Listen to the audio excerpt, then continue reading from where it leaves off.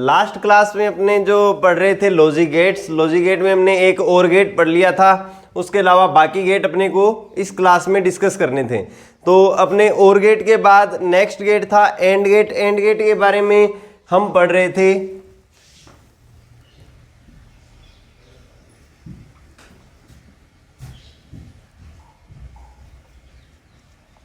चलिए and gate के बारे में बात करते हैं कि डायोड की सहायता से एंड गेट को किस प्रकार से बनाया जा सकता है। तो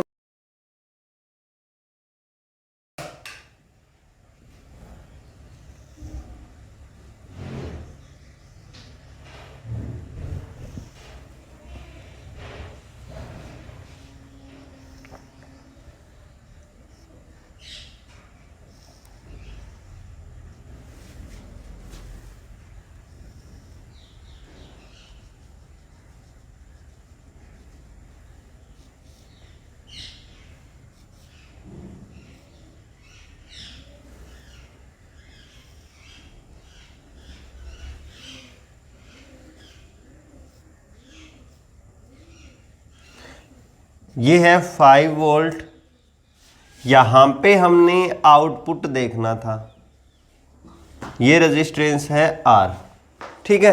तो कि डायोड की सहायता से अगर अपने बात करें एंड गेट की, तो एंड गेट को इस प्रकार से प्रदर्शित किया जा सकता है। अब इसकी वर्किंग की अपने बात कर लेते हैं कि किस प्रकार से ये वर्क करता है।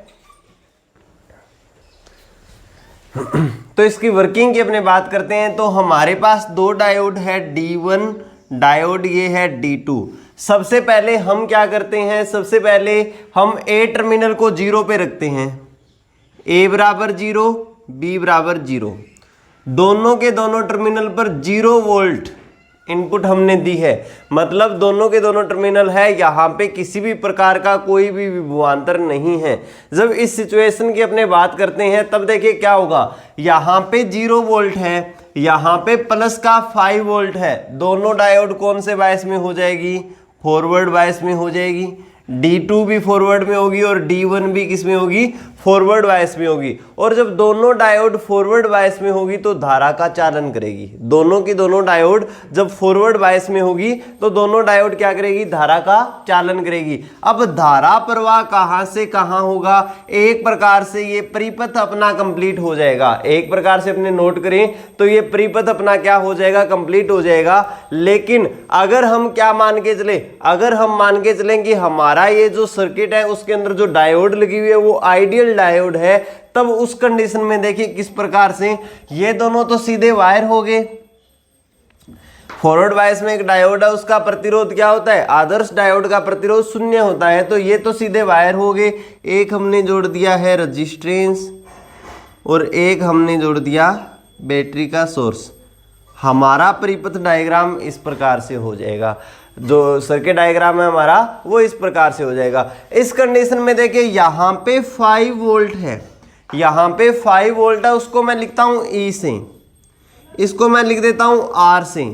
परिपथ में धारा प्रवाहित हो रही है I, परिपथ में धारा प्रवाहित कितनी हो रही है, I हो रही है। इस कंडीशन को आप फील करके देखिए, यहाँ पे अपने किरचॉफ का नियम लगाते हैं, तो किरचॉफ का नियम क्या कहता है, E minus V is equal to क्या होगा, 0। इस पूरे लूप के अंदर E माइनस में V इज इक्वल टू कितना होगा, 0 होगा। जहां पर V क्या है, V यहाँ पे इन टर्मिनल के ऊपर उत्पन्न विभवांतर है, सॉरी E प्लस वी लिख देते हैं अपने इनको, E प्लस में V इज इक्वल टू कितना हो जाएगा, 0 हो जाएगा, क्योंकि किरचॉफ का नियम कहता है कि एक लूप के अंदर वोल्टताओं का बीजगणितीय योग कितना होता है, एक लूप के अंदर वोल्टताओं का बीजगणितीय योग क्या होता है, 0 होता है। कहने का मतलब है अगर मैं इन टर्मिनल पर आउटपुट लूं तो इन टर्मिनल पर आउटपुट आनी चाहिए E प्लस वी, और वो कितनी होनी चाहिए, 0 वोल्ट होनी चाहिए।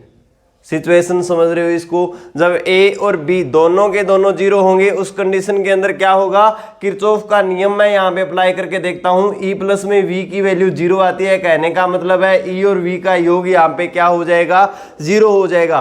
पहली कंडीशन थी। दूसरी कंडीशन में क्या होता है, दूसरी कंडीशन में होता है A बराबर हम रख देते हैं 5 वोल्ट, B बराबर हम लिख देते हैं 0 वोल्ट। ए पे 0, ए पे 5 और बी पर हमने क्या कर दिया, 0 कर दिया। या फिर इसका उल्टा, या हम क्या करते हैं, ए को 0 रखते हैं, बी को कितना रखते हैं, 5 वोल्ट। दोनों में से इस कंडीशन की बात करते हैं, तब देखिए अगर ए पर प्लस का 5 वोल्ट है, यहां पर भी विभव कितना है, प्लस का 5 वोल्ट है, तो कहने का मतलब है डायोड के दोनों सिरों पर विभव का मान क्या हो जाएगा, समान हो जाएगा। जब डायोड के दोनों टर्मिनल पर विभव का मान समान होगा, उस कंडीशन में क्या हो जाएगा, यहां पे भी 5 वोल्ट, यहां पे भी 5 वोल्ट। धारा तभी प्रवाहित होती है जब वहां पर कोई ना कोई विभवांतर हो, यहां पे कोई विभवांतर नहीं है तो किसी भी प्रकार की धारा प्रवाहित नहीं होगी। तो जिस भी डायोड को, चाहे ए टर्मिनल वाली डायोड हो चाहे बी टर्मिनल वाली डायोड हो, जिस भी डायोड पर 5 वोल्ट की कंडीशन को अपने अप्लाई करेंगे तो वो डायोड क्या हो जाएगी, वो डायोड वर्किंग मोड में नहीं होगी, वो क्या हो जाएगी, नॉन वर्किंग। वो डायोड क्या हो जाएगी, नॉन वर्किंग, वो धारा का चालन नहीं करेगी। लेकिन उस कंडीशन में भी क्या होगा, दूसरी डायोड जिस पे हमने 0 वोल्ट लगाया है, दोनों में देखिए एक डायोड ऐसी है जो जिस पे हमने क्या लगाया है, 0 वोल्ट लगाया है, तो वो पहली सिचुएशन में पड़ी रहती है, एक वायर का काम करती है और धारा का प्रवाह होने देती है। कहने का मतलब है जब यहाँ पे पहले हमने पहली कंडीशन में बात की थी तो हमारे पास इस प्रकार से 2 वायर थे, लेकिन इस कंडीशन में क्या होगा, 2 वायर ना होकर वायर 1 हो जाएगा, लेकिन धारा का मान परिवर्तित नहीं होगा। कहने का मतलब है यही सिचुएशन अपने को मिलेगी। इस कंडीशन में आउटपुट 0 था, इसमें भी आउटपुट कितना हो जाएगा, 0 वोल्ट, इसमें भी आउटपुट कितना हो जाएगा, 0 वोल्ट हो जाएगा। तो 3 सिचुएशन ऐसी होती है जिनके अंदर आउटपुट कितना मिलता है अपने को, 0 वोल्ट मिलता है। लास्ट सिचुएशन की अपने बात कर लेते हैं। देखिए लास्ट सिचुएशन की बात करते हैं कि जब क्या हो, जब ए बराबर हो 5 वोल्ट और बी बराबर भी कितना हो, 5 वोल्ट हो, ए और बी दोनों 5 वोल्ट हो, तब क्या होगा, तब हमारा यही सर्किट जो है रेजिस्टेंस आर, ये हो गया 5 वोल्ट, ये सर्किट इस प्रकार से हो जाएगा। यानी दोनों की दोनों डायोड, दोनों डायोडों पर दोनों साइड विभव का मान समान है, विभवांतर 0 है, दोनों ही डायोड धारा का चालन नहीं करेगी। तो डायोड कौन से सर्किट में आ जाएगी, ओपन सर्किट, यानी नॉन वर्किंग की कंडीशन में, कोई वर्क नहीं करेगी, कोई भी काम वहां पे नहीं करेगी। नॉन वर्किंग की कंडीशन में आ जाएगी तब आई बराबर कितनी हो जाएगी, तब आई बराबर हमारे पास हो जाएगी 0। जब नॉन वर्किंग की कंडीशन में आ जाती है तब आई बराबर कितनी हो जाती है, 0। हमें आउटपुट लेना था यहाँ पे y का मान, i का मान 0 है, i का मान 0 है, तब वहां पे क्या होगा, i r का मान 0, यानी r रेजिस्टेंस के सिरों पर उत्पन्न विभवांतर कितना हो जाएगा, 0। फिर अपने यहाँ पे नोट करेंगे तो y का मान किसके बराबर होगा, e के बराबर होगा, यानी कि 5 वोल्ट। जब दोनों क्या हो, 5 वोल्ट अप्लाई किया गया हो, तब हमें आउटपुट कितना मिलेगा, आउटपुट भी 5 वोल्ट मिलेगा। यानी एंड गेट वो लॉजिक गेट है जिसके अंदर क्या होगा, बाकी सभी कंडीशन में 0 प्राप्त होगा, 1 तभी प्राप्त होगा जब हमारे पास क्या हो, जितने भी इनपुट सिग्नल है सारे के सारे ऑन की कंडीशन में हो। जितने भी इनपुट सिग्नल है सारे के सारे ऑन की कंडीशन में होंगे तो आउटपुट भी अपने को क्या मिलेगा, 1 मिलेगा। Is that clear? कोई डाउट हो एंड गेट में तो पूछ लीजिए। सबसे पहले तो मैं एनपीएन ट्रांजिस्टर से नोट गेट कैसे बनाया जाता है उसके बारे में बता देता हूं। एक एनपीएन ट्रांजिस्टर की अपने यहां पे बात कर लेते हैं।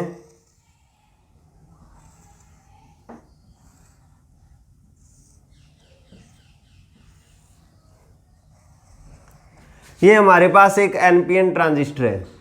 एनपीएन ट्रांजिस्टर के अंदर हम क्या करते हैं, पहले तो इनका लिख देते हैं, ये इमीटर है, ये बेस है, ये कलेक्टर है।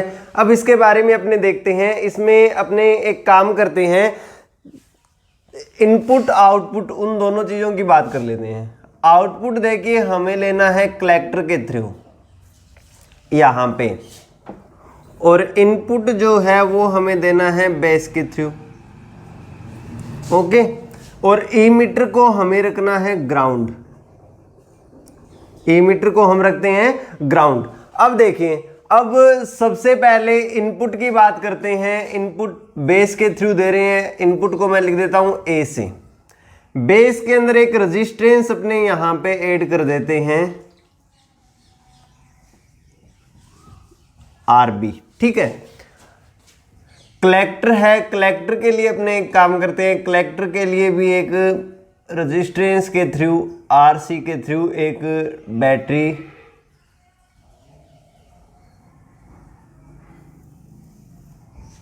ऐड कर देते हैं।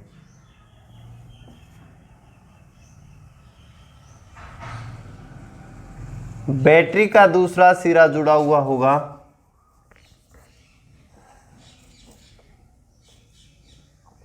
ग्राउंड के साथ।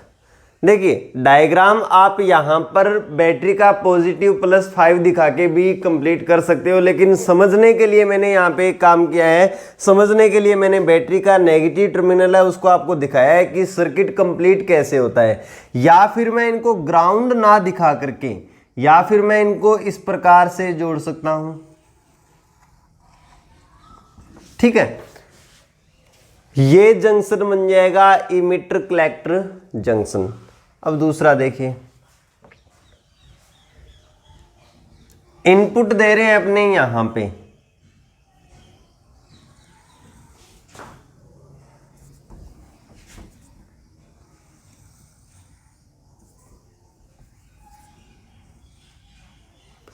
यहां पे है हमारा इनपुट।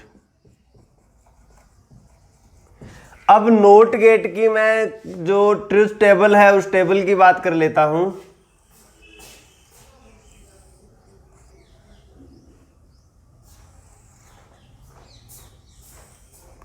यहां पे है इनपुट सिग्नल, ये है नोट गेट का आउटपुट कि जब 0 होगा इनपुट तो 1 मिलेगा, 1 है तो 0 मिलेगा। अब इसको अपने इस सर्किट डायग्राम से देखिए एक्सप्लेन करते हैं किस प्रकार से मिलेगा। इनपुट को सबसे पहले अपने रखते हैं 0। इनपुट 0 होने का मतलब समझिए क्या है। इनपुट 0 होने का मतलब है कि यहां पे मैंने कोई भी बैटरी को ऐड नहीं किया, मैंने यहां पे कोई भी बैटरी को ऐड नहीं किया, कोई भी बैटरी को मैंने यहां पे ऐड नहीं किया। तब क्या होगा तब यहां पे जो करंट फ्लो होगी वो होगी IB,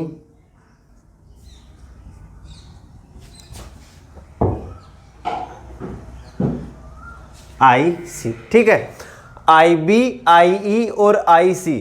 जब मैंने यहां पे कोई बैटरी को कनेक्ट नहीं किया, यानी बेस इमिटर जंक्शन है उसके अंदर बैटरी की जो वोल्टेज है वो क्या है, 0 है, यानी कोई एनर्जी का सोर्स नहीं है। कोई एनर्जी का सोर्स नहीं है तो वहां पे करंट फ्लो नहीं होगा। और जब अपने बात करते हैं एक ट्रांजिस्टर की, ट्रांजिस्टर के बेसिक वर्क की बात करते हैं, तो ट्रांजिस्टर के अंदर जो करंट फ्लो होता है वो बेस इमिटर जंक्शन के कारण ही होता है। जो आधार उत्सर्जक संधि है उसके कारण ही ट्रांजिस्टर में जो होता है करंट फ्लो होता है वो होता है। अगर अपने बेस कलेक्टर जंक्शन की बात करें तो वो करंट फ्लो में इतनी भागीदारी नहीं दिखाती। तो कहने का मतलब है जब यहां पे हम क्या कर दें, जब यहां पे अपने अप्लाई कर दें, इनपुट क्या है, इनपुट 0 है, इनपुट 0 है तो IB की वैल्यू क्या हो जाएगी, इनपुट 0 है तो IB की वैल्यू क्या हो जाएगी, 0 हो जाएगी। ट्रांजिस्टर के वैसे अपने प्रकार की बात करते हैं तो हमारा ट्रांजिस्टर है उभयनिष्ठ उत्सर्जक विन्यास। ट्रांजिस्टर के वैसे फंक्शन की अपने बात करते हैं तो ट्रांजिस्टर कौन सा है, उभयनिष्ठ उत्सर्जक विन्यास। उभयनिष्ठ उत्सर्जक विन्यास में इनपुट करंट IB की वैल्यू कितनी है, 0 है। इनपुट करंट IB की वैल्यू 0 है। अब देखिए उसी उभयनिष्ठ उत्सर्जक विन्यास का एक कैरेक्टरिस्टिक मैं यहां पे बना रहा हूं।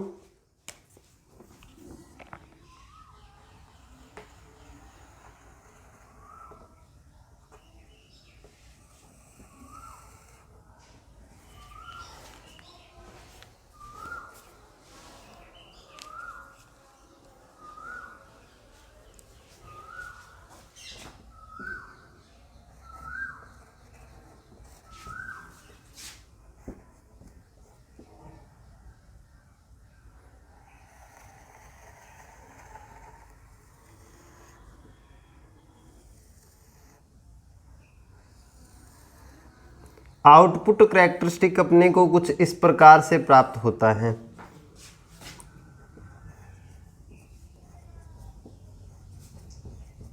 कांस्टेंट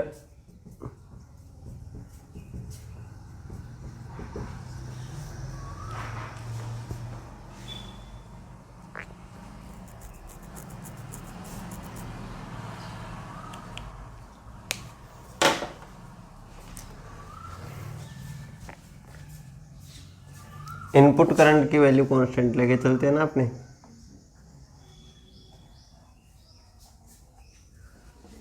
ये जो क्षेत्र होता है उसको बोलते हैं अपने कट ऑफ रीजन। ठीक है, इस क्षेत्र को अपने क्या बोलते हैं? Cut off region. अब इससे नीचे ये कब प्राप्त होता है अपने? जब कट ऑफ रीजन की बात करते हैं तो वो क्षेत्र प्राप्त होता है आई बी बराबर कितना हो? जब 0 हो। आई बी का मान 0 होगा तब जो क्षेत्र अपने को प्राप्त होगा वो क्या होगा? कट ऑफ क्षेत्र प्राप्त होगा। कहने का मतलब क्या है कि यहाँ पे आई बी का मान 0 है, आई बी का मान 0 है तो हमारा ट्रांजिस्टर कहाँ पे आ जाएगा? कट ऑफ रीजन के अंदर आ जाएगा, इस क्षेत्र के अंदर आ जाएगा। कट ऑफ रीजन के अंदर ट्रांजिस्टर नॉन वर्किंग होता है, इस क्षेत्र के अंदर ट्रांजिस्टर काम नहीं करता। इस क्षेत्र के अंदर ट्रांजिस्टर काम नहीं करता यानी ट्रांजिस्टर यहाँ पे क्या होगा?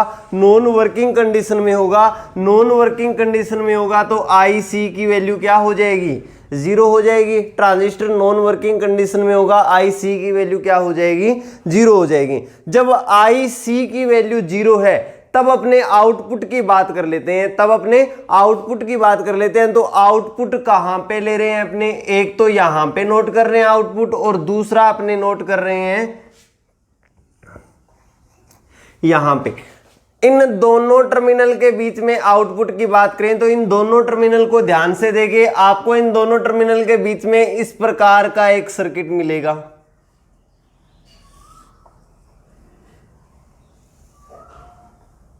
ये हो गया अपना आउटपुट कि जब इनपुट की वैल्यू 0 है तो आउटपुट हमें मिल रहा है इन दोनों टर्मिनल के अंदर। हमारा जो यहाँ पे बैटरी जुड़ी हुई है वो बैटरी कोई भी अगर अपने बात करें किसी भी प्रकार के कनेक्शन के अंदर क्लोज सर्किट के अंदर नहीं है, ओपन सर्किट है एक प्रकार से। तो जो नोट होगा वो क्या होगा? यहाँ पे Y की वैल्यू आएगी EMF, इस सेल के विद्युत वाहक बल के बराबर यानी कि 5 वोल्ट के बराबर। अगर ये बैटरी कितनी है? 5 वोल्ट है तो हमें यहाँ पे भी कितनी मिलेगी? 5 वोल्ट मिलेगी। कहने का मतलब है आउटपुट का मान कितना मिलेगा अपने को? 1 मिलेगा। क्लियर है क्या यहाँ तक? नेक्स्ट पॉइंट की अपने बात करते हैं। अब मैंने क्या किया? अब मैंने यहाँ पे 0 ना जोड़ के यहाँ पे मैंने क्या कर दी? एक 5 वोल्ट की बैटरी को ऐड कर दिया। अब 5 वोल्ट की बैटरी को ऐड करने का तरीका क्या है? एनपीएन ट्रांजिस्टर है, बेस इमीटर जंक्शन हमेशा फॉरवर्ड बायस में होता है, इस प्रकार से कनेक्ट होगा। अब मैंने इनपुट क्या दे दिया? 1 दे दिया यानी कि 5 वोल्ट इनपुट को रख दिया। जैसे यहाँ पे 5 वोल्ट होगा तब यहाँ पे क्या होगा? IE का मान कुछ ना कुछ धारा बहेगी, कुछ ना कुछ धारा बहेगी तो यहाँ पे IE का मान क्या हो जाएगा? Not equal to 0। IB की वैल्यू भी क्या हो जाएगी? नॉट इक्वल टू 0 हो जाएगी। तो IC की वैल्यू भी क्या हो जाएगी? Not equal to 0। तीनों की वैल्यू क्या हो जाएगी? Not equal to 0। अब हमारे रजिस्टेंस काम में आएंगे RB और RE, जो RB और RC जो दो हमने रजिस्टेंस जोड़े हैं, इन रजिस्टेंस के मान अपने क्या कर सकते हैं? चेंज कर सकते हैं। और इन रजिस्टेंस के मान इस प्रकार के लिए जाते हैं, इन रजिस्टेंस के मान इस प्रकार से एडजस्ट करते हैं कि हमारे पास क्या हो? हमारे पास यहाँ पे ट्रांजिस्टर जो हो वो सैचुरेशन रीजन में चला जाए। हमारा जो ट्रांजिस्टर है वो कौन से रीजन में चला जाए? संतृप्त क्षेत्र में चला जाए। ये जो क्षेत्र होता है उसको बोलते हैं संतृप्त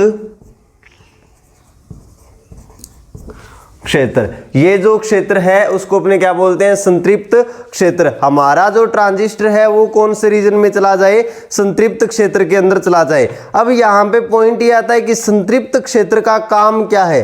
संतृप्त क्षेत्र में अपने ले जाना क्यों चाहते हैं? तो संतृप्त क्षेत्र की अगर अपने बात करें तो संतृप्त क्षेत्र में क्या होता है, कम वोल्टेज के अंदर भी IC का मान क्या होता है, हाई, बहुत ज्यादा होता है। IC का मान क्या होता है, कम वोल्टेज के ऊपर भी बहुत ही ज्यादा होता है। इसलिए कि हम इन दोनों रेजिस्टेंस का मान इस प्रकार से एडजस्ट करते हैं कि हमने ट्रांजिस्टर की एक कंडीशन पढ़ी है IE = IB प्लस में IC। इस कंडीशन में IB का मान क्या हो, IB का मान अत्यंत अल्प हो जाए और IC का मान क्या हो जाए, बहुत ही ज्यादा हो जाए। IC का मान बहुत ही ज्यादा होने का मतलब है कि यहाँ पे जो आपने 5 वोल्ट का जो ये एक बैटरी को कनेक्ट किया है, इस बैटरी के कारण जो धारा मिलेगी परिपथ में, उतनी ही धारा यहाँ पे आ जाएगी। और उतनी ही धारा कहाँ से आ रही है, यहाँ से भी तो आ रही है। उतनी ही धारा कहाँ से आ रही है, यहाँ से आ रही है। एक प्रकार से ये सर्किट क्या हो जाएगा, एक क्लोज्ड सर्किट हो जाएगा। ये सर्किट क्या हो जाएगा, क्लोज्ड सर्किट। अगर इसको ध्यान से आप देखोगे, ट्रांजिस्टर के सैचुरेशन रीजन में होने का मतलब होता है कि ये इस प्रकार से जुड़ गया है। कि ट्रांजिस्टर की वर्किंग कैसे है कि IC और IE धारा दोनों का मान लगभग बराबर हो गया है। IB का मान अत्यंत अल्प है तो IE लगभग बराबर हो जाता है IC के। कहने का मतलब है ये दोनों डायरेक्टली कनेक्टेड है। और इस सर्किट डायग्राम की अपने बात करें तो हमारा जो सर्किट होगा वो किस प्रकार से कनेक्ट हो जाएगा, ऐसे जुड़ जाएगा। हमारा जो सर्किट है वो किस प्रकार से जुड़ जाएगा, इस प्रकार से जुड़ जाएगा। एक क्लोज्ड लूप बनेगा, एक बंद परिपथ बनेगा। और बंद परिपथ के लिए आपको याद है आप कौन सा लॉ लगाते हो, किरचॉफ लॉ। रेजिस्टेंस पे वोल्टेज है V और यहाँ पे वोल्टेज है इसकी सेल की EMF E। तो किरचॉफ का नियम कहता है E प्लस में V = कितना होता है, 0 होता है। तो आउटपुट Y की वैल्यू अपने को इस कंडीशन में कितनी मिलेगी, 0 मिलेगी। सेकंड कंडीशन यहाँ पे क्या हो जाएगी, वेरीफाई हो जाएगी। तो इस प्रकार से एक ट्रांजिस्टर की सहायता से अपने एक नोट गेट को बना सकते हैं। कोई डाउट हो तो पूछ लीजिए।